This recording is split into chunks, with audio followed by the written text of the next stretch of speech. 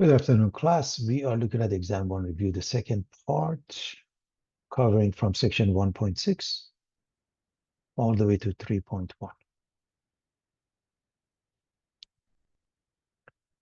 So limits of a function at finite numbers. This is from an exam review that can be found under the module of Canvas. And we're supposed to find this limit. As always, you plug in. When we plug in 1, we get 4. Square root of 4 is 2, minus 2 is 0. 1 minus 1 is 0, and we get 0 over 0, which is an indeterminate form. The methodology when you have a square root is to multiply and divide by its conjugate. The conjugate of a minus b is a plus b. So the conjugate of the numerator is the same thing, plus 2. So we multiply and divide by that. Bear in mind, this expression is 1, okay? And the reason we do that to make sure there is a way to get rid of the x minus 1. When x approaches 1, x minus 1 creates a problem. The 0 in the denominator creates a problem. So we do keep this as a product. When we multiply these two, we get a squared minus b squared, which is square root of plus 3 squared minus 2 squared. The first one comes out as x plus 3, and of course, minus 4. 3 and negative 4, they combine to give us negative 1. Now x minus 1 cancel out the x minus 1 in the denominator. And if we plug in, this becomes square root of 4, which is 2 and 2, 4. So 1 over 4 is the final answer.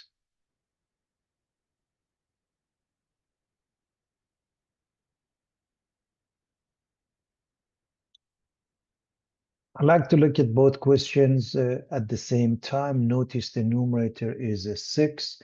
The denominator is 0 in both cases. What's the difference? You're taking the limit as x approaches 6 from the right here and 6 from the left here. The difference is the numerator in this case is like 6.00001. In this case, like 5.9999, and it's ultimately the same as 6. Now, when we divide by 0, the result is either positive or negative infinity, and it is the only number that the left side is negative, the right side is positive. So which one is the case? We have to check it out. And an easy way to check it out is to pick a number from the right of 6, such as 6.1 minus 6, and you get 0.1. So it's 6 over 0 from the right, whereas in this case, for example, 5.9 minus 6 is negative 0.1, which makes it 6 over 0 from the left. Both of them are infinity, but this is positive over positive. Positive infinity. This one is positive over negative, negative infinity. So that's the difference, and we want to be careful of everybody.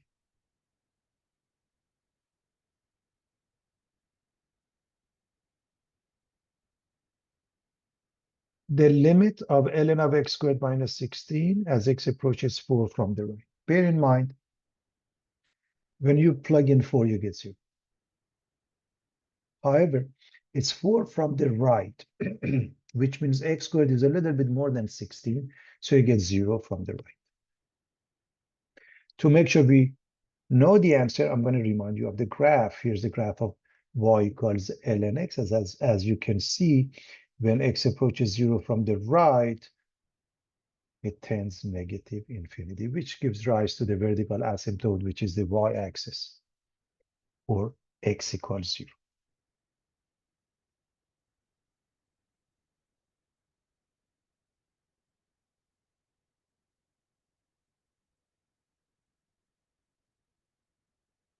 Let's move on.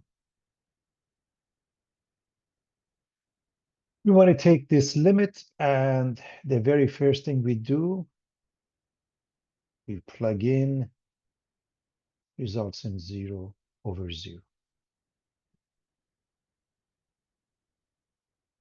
So factoring is the key. That's an easy factoring. This one, obviously, x comes out. This one follows a squared minus b squared because this is x squared.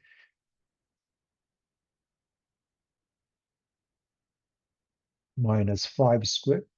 So the denominator would be x plus 5x minus 5. Needless to say, it's important to know this means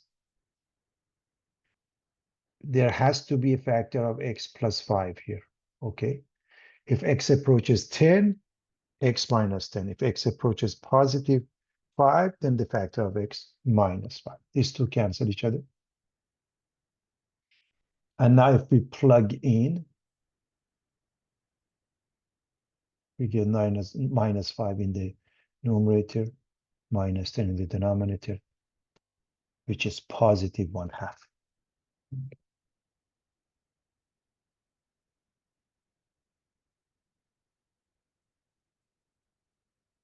If you plug in,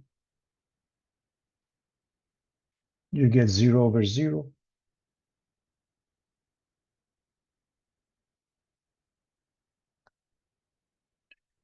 We are dealing with a complex fraction.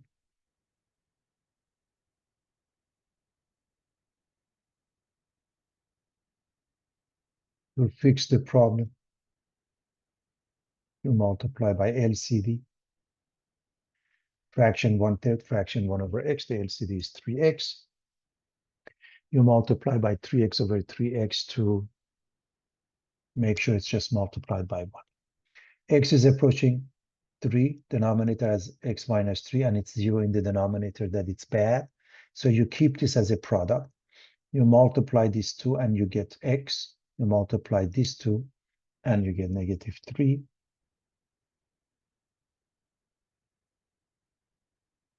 These two cancel each other. We get 1 in the numerator. Plug in and you get 1 over 9 as the final answer.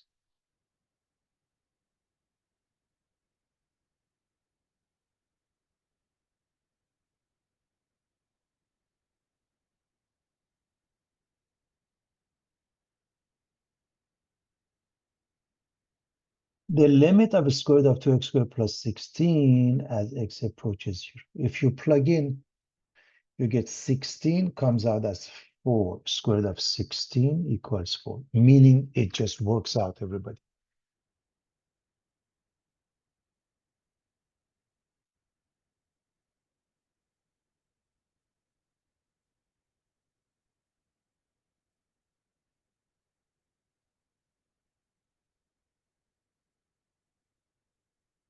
Plug in number 6. So if I plug in 6 here, I get 6 squared. There's the 6. Minus 6 times 6 is 0. If I put it here, I get 6 minus 3, which is 3. 0 over any number other than 0 is 0. So that works out. However, if you plug this one in, you get square root of 49, which is 7 minus 7 is 0 over 0. And that becomes 0 over 0, which means it's an indeterminate form. And we need to use our algebraic technique. Because you have a square root, a minus b, you multiply by a plus b. So you multiply by the conjugate of the numerator, which means you keep this one intact and you put a plus 7, you put it at top and at the bottom. That's the meaning of it. Following this, the denominator, you keep it as a product. Remember, h is approaching 0. That's a problem you're hoping to get rid of, so you never distribute. The numerator becomes square root of 49 plus h quantity squared minus 7 quantity squared, which means the first one comes out as 49 plus h, and then the second one minus 49. We can get rid of those.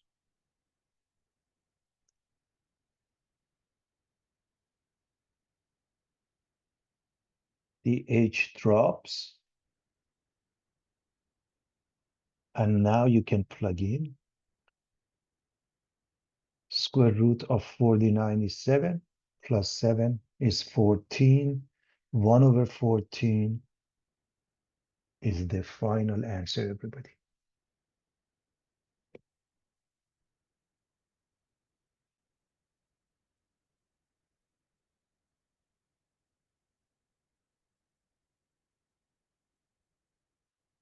The limit of 3x squared plus 11x minus 4 over 2x squared plus 11x plus 12 as x approaches negative.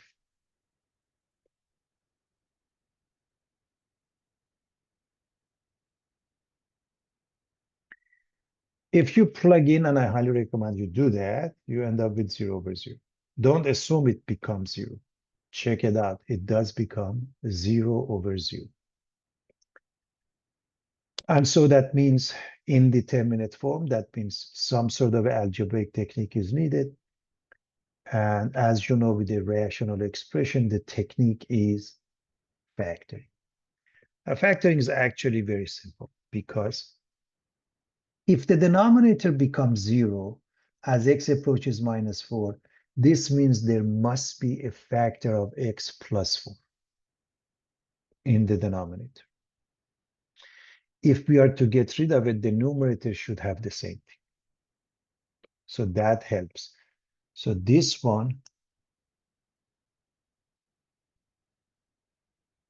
indicates a factor of x plus 4. Also, as you're factoring, number 3 is a prime number. So it's 1 times 3 only. So is number 2. It's 1 times 2 only. So you have x and 3x for the numerator. You have x and 2x for the denominator. There is no choice about that. But more importantly, you even know that you have x plus 4. So you write it in this fashion. So again, 3 is a prime number, so 1x and 3x. 2 is a prime number, 1x and 2x. And we already figured out the 4 because x is approaching negative 4. So all you have to do, negative 4 divided by 4 is negative 1. 12 divided by 4 is positive 3. That's how easy it is to even factor the most difficult. Okay. Now,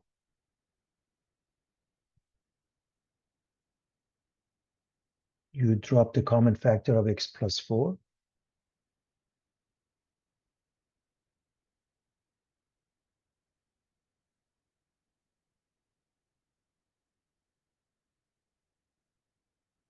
This is what you end up with. And if you plug in negative 4, this gives you negative 12, with negative 1 is negative 13. This gives you negative 8, with plus 3 is negative 5. And of course, negative over negative is positive. The final answer is positive 13 over 5. So pretty straightforward, everybody.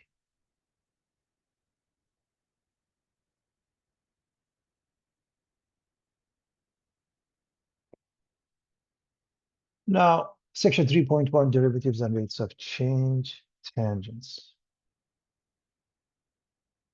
If you happen to have a curve, a function y equals f of x, and you have a couple of points,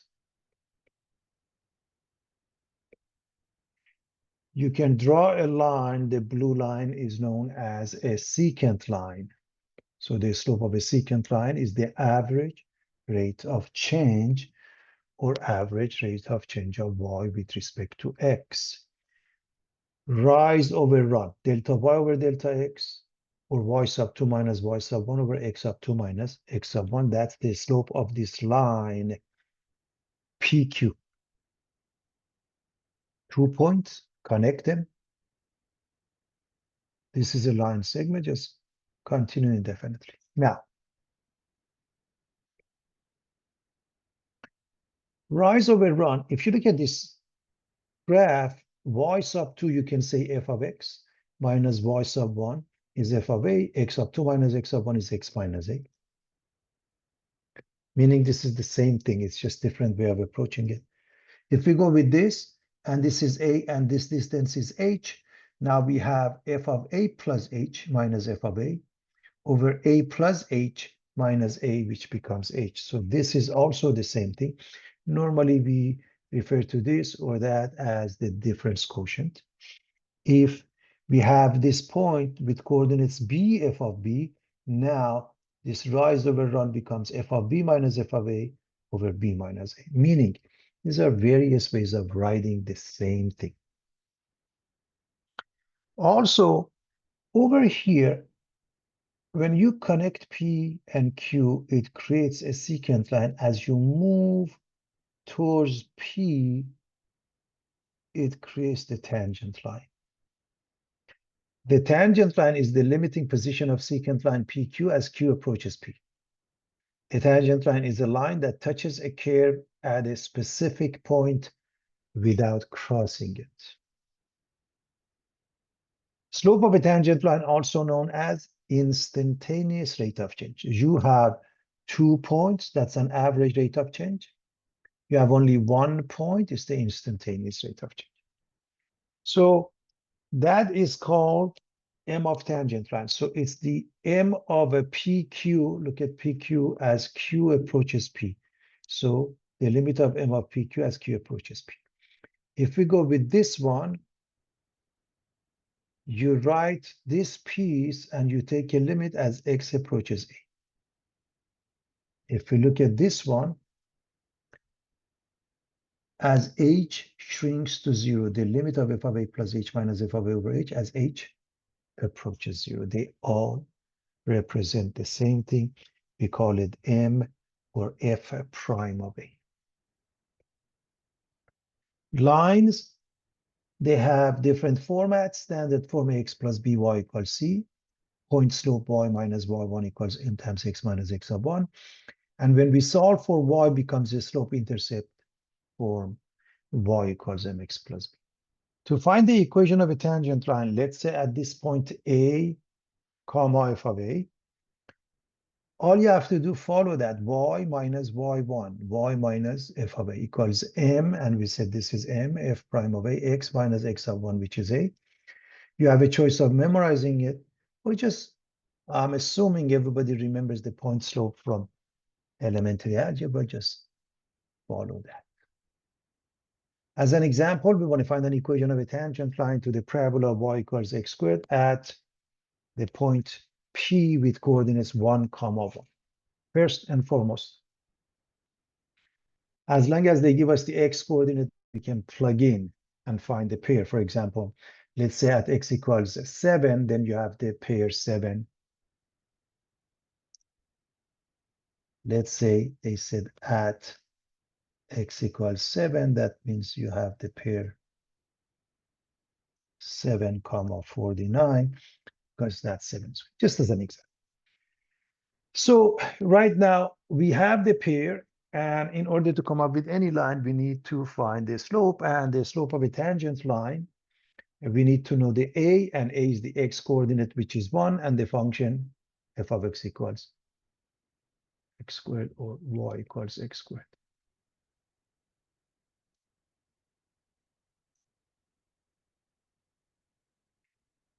We want to find the slope. All you have to do is use one of those.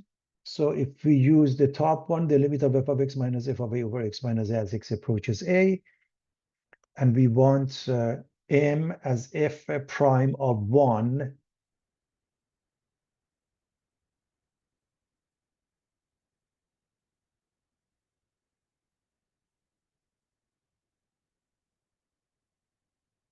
we replace f of x with x squared and f of 1. You can plug it in or just the y coordinate here.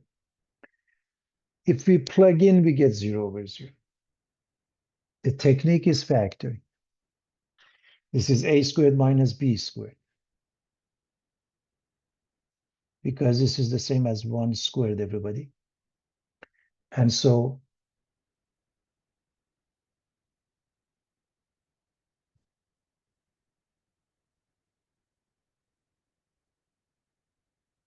we use a minus b times a plus b, so x minus 1, x plus 1.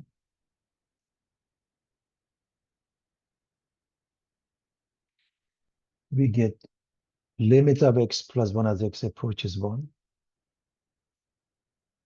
And the answer is 2. So that's the slope.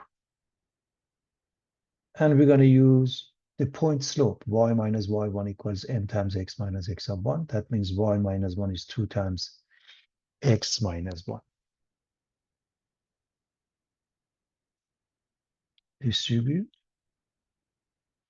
2x minus 2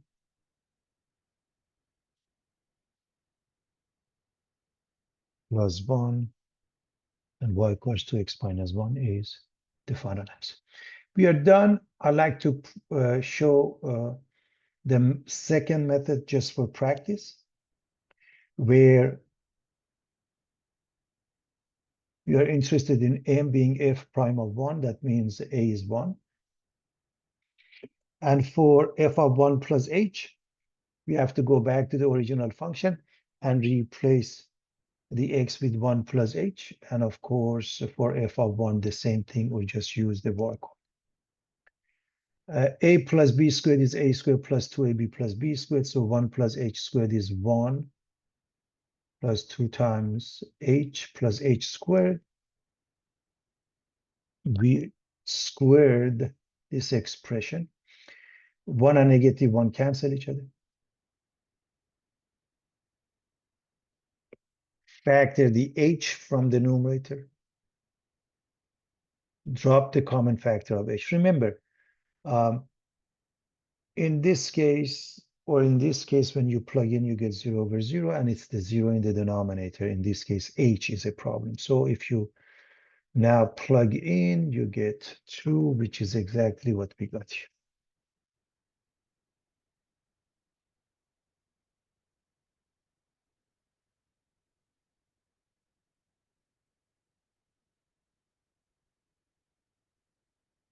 The distance in feet of an object from a starting point is given by s of t equals 2t squared minus 5t plus 4d, where t is time in seconds. What is the average velocity of the object from 2 to 4 seconds? Again, 2 points given.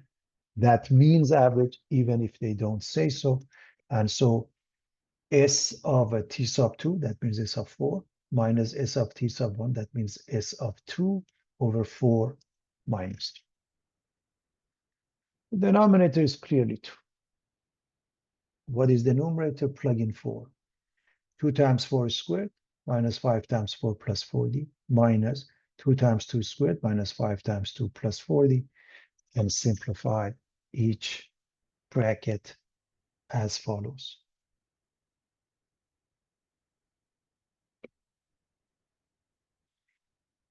So this is 16. We get 32 minus 20 plus 40. This is 4. We get 8 minus 10 plus 40. 32 minus 20 plus 40 is 52. 8 minus 10 plus 40 is 38, so minus 38. Their difference is 14. 52 minus 38 is 14. Divided by 2 is 7. Units of the numerator over the units of the denominator, feet per second.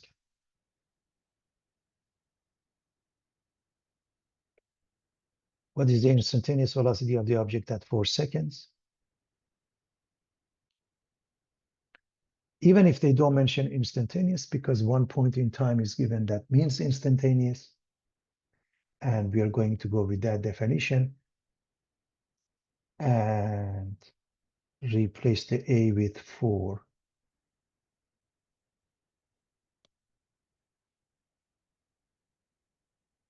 So all we have to do, plug in and simplify.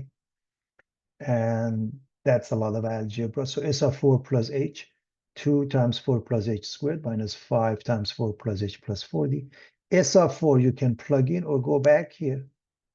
We had S of 4 calculated as 52. We are going to use that. So 4 plus h squared, a plus b squared, is 4 squared, which is 16. 2 times 4 times h, which is 8h, and h squared. Multiply by 2.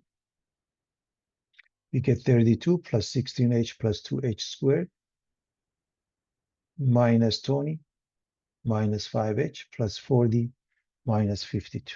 And if you just look at all those numbers and nothing else, 32 negative 20 plus 40 minus 52, they add up to 0. So what do we have left? 16h plus 2h squared and minus 5h. So we have 2h squared, and we combine these two into 11h.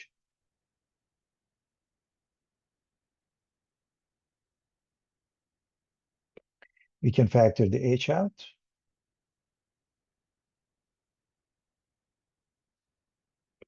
And now if we plug in, we get 11 feet per second, the same as the average as far as the units are concerned.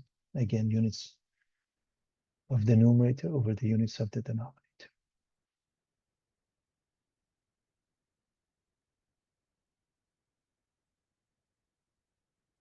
Concept of continuity. A function is continuous if the limit of f of x as x approaches a equals f of a.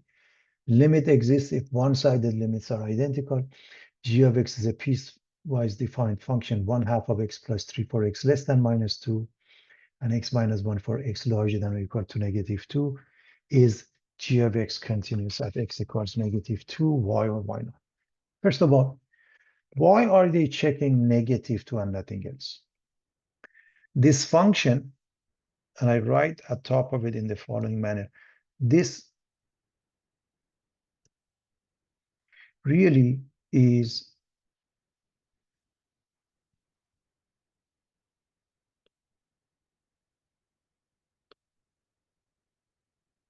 the line y equals 1/2 x plus 3, which makes it continuous from negative to positive infinity, and therefore it makes it continuous here, which is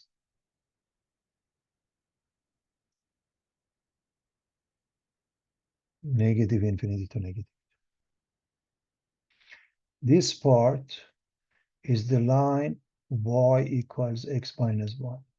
Continuous from negative to positive infinity, therefore continuous from negative to infinity. So the only thing left is the end point, namely negative 2. So we are going to look at three things: the functional value, limit from the left and right. So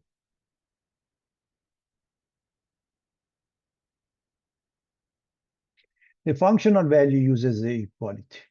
So uses this piece x minus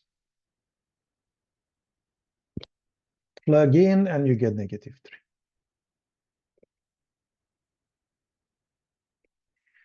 Left side limits in general, we go with less than and we use the top piece. The limit of g of x as x approaches negative 2 from the left is the top piece 1/2 x plus 3, 1/2 x plus 3, such that x is minus 2. Plug in. You get negative 1 plus 3, which is 2. What about the right side? You go back to the function and the one larger than piece is used. So the second piece is used. The limit of g of x as x approaches negative 2 from the right uses this piece, x minus 1, evaluated at negative 2, plug in, you get negative 3. The left side limit is 2, the right side limit is negative 3. Therefore, the limit of g of x as x approaches minus 2 does not exist. Therefore, g is not continuous at x equals negative 2. So g of x is not continuous at negative 2 as a result, everybody. G or g of x.